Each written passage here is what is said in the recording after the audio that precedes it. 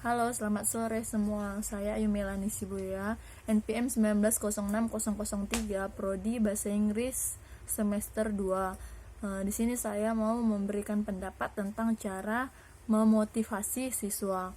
Nah, di sini saya mau menjelaskan yang pertama, cara kita memotivasi siswa itu gunakan metode dan kegiatan yang beragam. Maksudnya melakukan hal yang berbeda dari biasanya. Mungkin misalnya tuh membagikan peran debat gitu kan, kayak atau transfer pengetahuan secara singkat, diskusi, simulasi, studi kasus, atau presentasi dengan audio, bisa saja visual. Nah, yang kedua itu jadikan siswa turut aktif dalam misalnya presentasi atau diskusi, atau mungkin saja kita bisa bikin metode yang berbedanya itu misalnya game uh,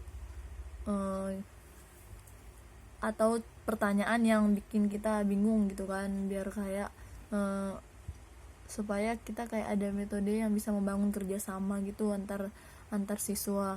Terus yang ketiga, buatlah tugas yang menantang namun realistis dan sesuai. Maksudnya itu dalam pengertian realistis ini, standar tugas cukup berbobot untuk memotivasi siswa dalam menyelesaikan tugas sebaik mungkin, namun tidak terlalu sulit agar jangan banyak siswa yang gagal dan berakibat turunnya semangat untuk belajar. Nah, di sini maksudnya guru boleh bikin soal atau pertanyaan yang menantang, tapi yang bisa dicerna baik oleh siswanya. Nanti kalau misalnya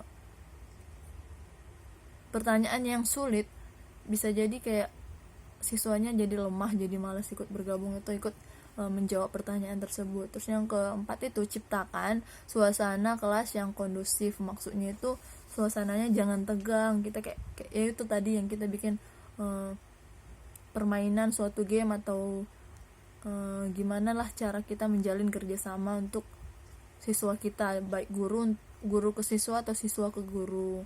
Terus berikan tugas secara proporsional. Maksudnya itu kalau misalnya tugasnya itu jangan bikin siswa itu jangan turut tidak semangat dalam menjalankan tugas tersebut. Misalnya ada nilai kan, jangan dibagi-bagikan. Kayak misalnya itu tugasnya itu sama sebenarnya, cuman karena gurunya lebih sayang ke ini, nilainya lebih tinggi ke ini. Kalau misalnya guru ini nggak suka sama ini, nilainya lebih kurang daripada ini. Kita harus kayak misalnya harus proporsional gitu loh. Terus libatkan diri Anda untuk membantu siswa mencapai hasil. Maksudnya itu bantu siswa dalam mencapai tujuan pribadinya, dan terus pantau perkembangan mereka dari yang mereka sebelumnya tidak bisa harus jadi bisa. Nah, terus yang ketujuh itu berikan petunjuk pada para siswa agar sukses dalam belajar. Maksudnya itu buat mereka yakin bahwa mereka bisa sukses dan bagaimana cara mencapainya. Kita harus memberi masukan-masukan atau motivasi kepada anak tersebut supaya bisa mencapai kesuksesan yang mereka inginkan. Terus hindari kompetensi antar pribadi. Maksudnya jangan, itulah tadi, jangan ada pilih-pilih kasih gitu. Misalnya kayak guru ini lebih sayang ke ini, jadi nilainya lebih tinggi ke ini. Kalau misalnya guru itu nggak suka, nilainya agak kurang dari situ. Terus hargai kesuksesan dan keteladanan. Misalnya itu kayak misalnya siswa tersebut juara 1 kan, kita harus menghargai, jangan kayak baru juara 1, nggak gitu kan. Jadi kita harus menghargai kesuksesan yang diraih siswa tersebut.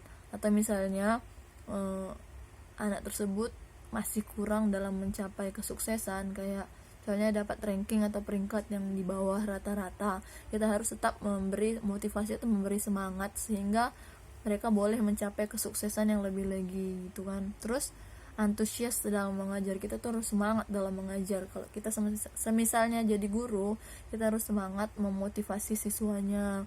Misalnya kayak upayakan untuk selalu tampil baik, percaya diri, supaya mereka